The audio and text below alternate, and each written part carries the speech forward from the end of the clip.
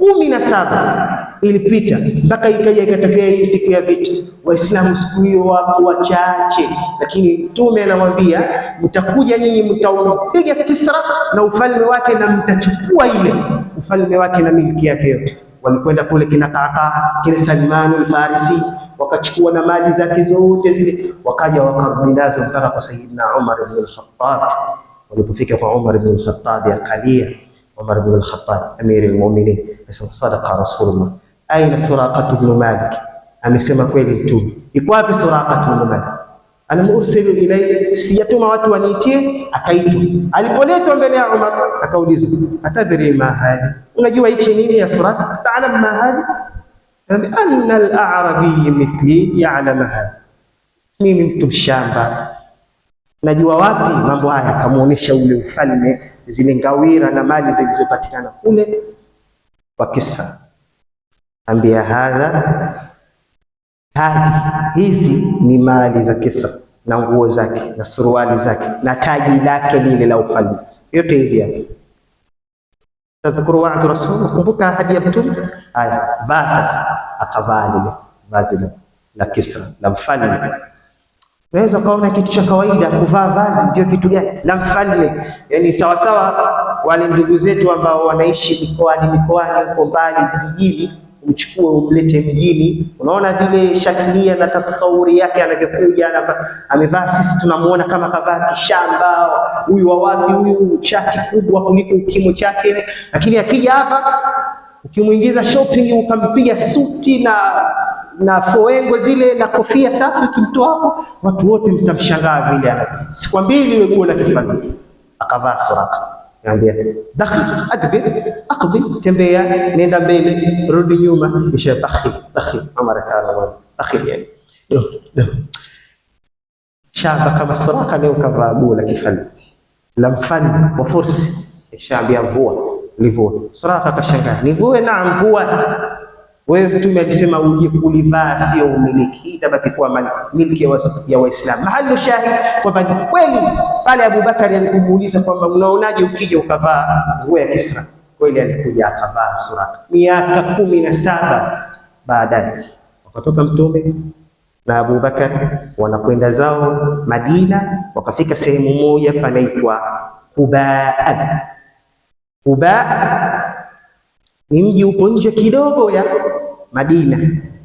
Pale Mtume alipofika, anasema katika tarehe ilikuwa ni siku ya tarehe 2 ya mwezi Rabiul Awwal, ambayo ilikuwa sawa sawa na Septemba 30 mwaka 622 miladia. Akakaa pale Mtume kwa muda wa siku 23, akajenga msikiti ndani ya hizi siku unaitwa Masjid Quba, ambao msikiti huo Mwenyezi Mungu kausifu katika Qur'an, la masjidun ussisa ala taqwa min awwal yawm ahaqqu an taquma fi. Na hapa kuna historia, asema alipofika Mtume Quba akajenga msikiti ule wa Quba, Makureishi mushrikina wa Madina, makafiri na wanafiki wakaona sasa huyu anatoka Makka anakuja Madina, anataka kuchukua utukufu na ukubwa, watu wamsikilize yeye tu. Wakachukizwa na lile jambo. Alikuwepo bwana mmoja anaitwa Abu Amiri Ar-Rahib.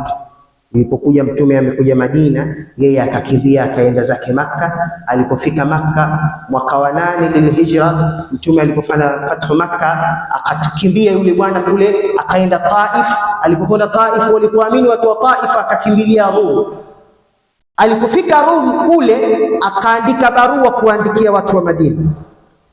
Muhammad ni mtu anakwenda katika misikiti, anasalisha misikitini. Sasa ili tumuondoe, tengenezeni msikiti, alafu ndani ya msikiti mimi, alipokwenda Rum huyo Abu Amir asema mimi hapa nitakuja na jeshi kutoka huko Rum, tutakuja kumvizia hapo msikitini, akija kutusalisha katika msikiti huo mpya tutakaojenga. Baada ya kuona watu wamejenga Masjid Quba, kumbe huyo tukijenga msikiti atakuja. Na wao washirikina wakajenga msikiti wao, ambia tujengeni msikiti, atakuja tu huyo.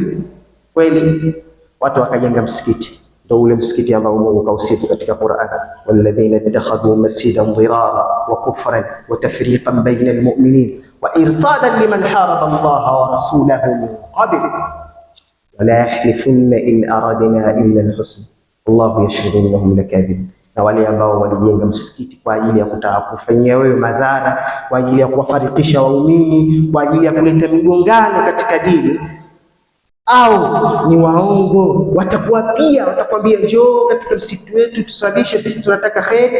Na kweli Mtume alipokwenda katika ghazwa Tabuk, walimvizia njiani anapita, waambia Rasulullah, njoo swali katika msikiti wetu kabla hujaenda katika vita. Mtume anambia sasa hivi tupo katika hali hatuwezi kufanya ibada, tukirudi tutapita msikitini kweli tutasali. Anarudi Mtume anataka kwenda kusali, aya zinateremka, la takum fihi abada, usiingie katika msikiti la masjidun usisa ala taqwa, msikiti ambao umejengwa kwa imani na uchamungu. Min awwali yaumin, ile siku ya mwanzo ndio msikiti wa kwanza kujengwa katika Uislamu. Ahaqqu an taquma fihi, bora huo usimame ndani yake, kwa sababu fihi rijalun yuhibbuna an yatatahharu Allahu yuhibbul mutahhirin. Mwenyezi Mungu anawapenda watu wa msikiti huo kwa sababu wanapenda kujisafisha. Hakuingia katika msikiti huo Masjid al-Dirar Al-Quba, akakaa siku 23. Baada ya siku 23 akatoka Mtume sallallahu alaihi wasallam anakwenda zake Madina. Katikati, kabla hawajafika Madina, ilikuwa ni siku ya Ijumaa, hiyo siku aliyotoka, akasali Ijumaa njiani pamoja na sahaba zake. Ikawa ndiyo siku ya Ijumaa ya mwanzo kutokea Uislamu, na ndiyo ilikuwa hutuba ya mwanzo aliyosoma katika siku ile Mtume sallallahu alaihi wasallam. Kisha akaingia Madina, wakampokea watu wa Madina kwa nderemo na bishara na furaha na badufu na kasaidi. Katika sira tarikhi inasema hivyo, wakampokea vizuri Mtume. Ikawa kila mtu wa Madina anatamani Mtume afike nyumbani kwake. Njoo kwangu Rasulullah, njoo kwangu Rasulullah, njoo kwangu. Akawaambia, mwacheni huyu ngamia wangu, anaamrishwa huyu na Mwenyezi Mungu. Atakapokwenda kusimama, hapo ndipo itakapokuwa sehemu itakapofikia mimi. Alitoka yule ngamia wake kwa amri ya Allah. Nasema katika sira ni Jibril alikuwa anamchukua yule ngamia anamuendesha. Fika sehemu akakaa chini, pale alipokaa Mtume anasema hapa utajengwa msikiti, jambo la mwanzo. Alafu jirani ya pale ilikuwa kuna nyumba ya bwana mmoja anaitwa Abu Ayyub al-Ansari. Abu Ayyub al-Ansari, Mtume akafikia kwake nyumbani kwa Abu Ayyub al-Ansari. Kwa ufupi, hii ndio ilikuwa historia ya Hijra ambayo ndani yake kuna mafunzo mengi. Niliwahi kusema siku moja, hizi historia na taarikhi tunaposomeana, hatusomeani iwe kama ni kiburudisho. Ndugu zangu, ndani yake kuna mafunzo, kuna elimu. Yani mtu asichukue historia kama vile anasikiliza sinema au anaangalia movie. Hijria huu mwaka wa 1448, jiulize na mimi nijiulize, mwaka mpya umeingia, umebadilika nini kutoka mwaka uliopita mpaka mwaka huu? Wewe kama muumini Muislamu, tubadilike. Wanasema almu'min yataghayyar min hali sayyi'in ila hasan. Muumini kawaida yake anabadilika kwa kuifanyia kazi ile aya ya Mwenyezi Mungu, yahasibu anfusakum qabla an tuhasabu.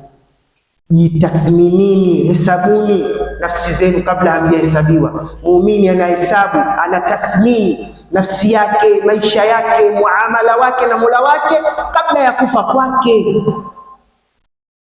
Sasa anatoka katika hali mbaya kuja katika hali nzuri, wa min hali hasanin ila ahsan, na kutoka katika hali nzuri kuja katika hali bora zaidi.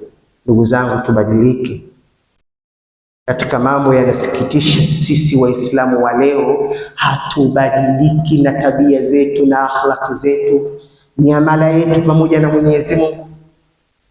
Wallahi tunaifuata hii dini na wala hatuijui dini yetu. Tunamwabudu Mwenyezi Mungu wala hatumjui. Ndio maana hatuna hofu na Allah. Tizameni, tujiulize sote nafsi zetu, ile uoga na Mwenyezi Mungu sisi hatuna. Nitakupeni mfano wa wazi. Tizameni siku ya Ijumaa, Mtume ametuhusia katika hadithi, muumini atakayekwenda katika saa ya kwanza siku ya Ijumaa, saa ya mwanzo, Kila mmoja katika sisi ajiulize katika maisha yake toka ana akili timamu mpaka leo, lini kaenda saa ya mwanzo Ijumaa? Malipo yake anapata ngamia. Atakayekwenda saa ya pili anapata malipo kama vile aliyetoa sadaka ya ng'ombe, sadaka ya mbuzi ya tatu, sadaka ya kuku, dajaja, sadaka ya yai. Lakini angalieni sisi waumini, Ijumaa ikifika wengi tunasubiri ala sabili mithali, kwamba hatujamjua Mwenyezi Mungu, hatujabadilika. Wengi katika sisi tunakwenda misikitini, khatibu kashaka ya mimbar, na hatuna dharura yoyote ambayo ukisimamishwa mbele ya Allah. Kwa nini ulikwenda muda huu ukajibu kwa dharura hii? Wallahi hatuna. Tunashuhudia sote katika nafsi zetu, hatujabadilika sisi. Hawa ikitokezea mtu anasafiri anakwenda pahali, amealikwa katika shughuli fulani saa 5 saa 6, anafika masaa mawili kabla, nusu saa kabla, lisaa kabla, akiitwa na Mola wake aliyemuumba. Anakwenda muda gani? Mmeona tulipofika nafsi zetu, hatujamjua Mola wetu. Ndugu zangu, tubadilike. Haya miaka Mungu katuwekea kila siku kwamba huu mwaka huu na mwaka huu ufanye mwaka wako huu ni mwaka wako wa kihistoria wa mabadiliko. Wallahi unaweza ukawa ni mwaka wako wa mwisho. Mimi na wewe tunao mifano. Wapo wangapi katika ndugu zetu mwaka uliopita tulikuwa na,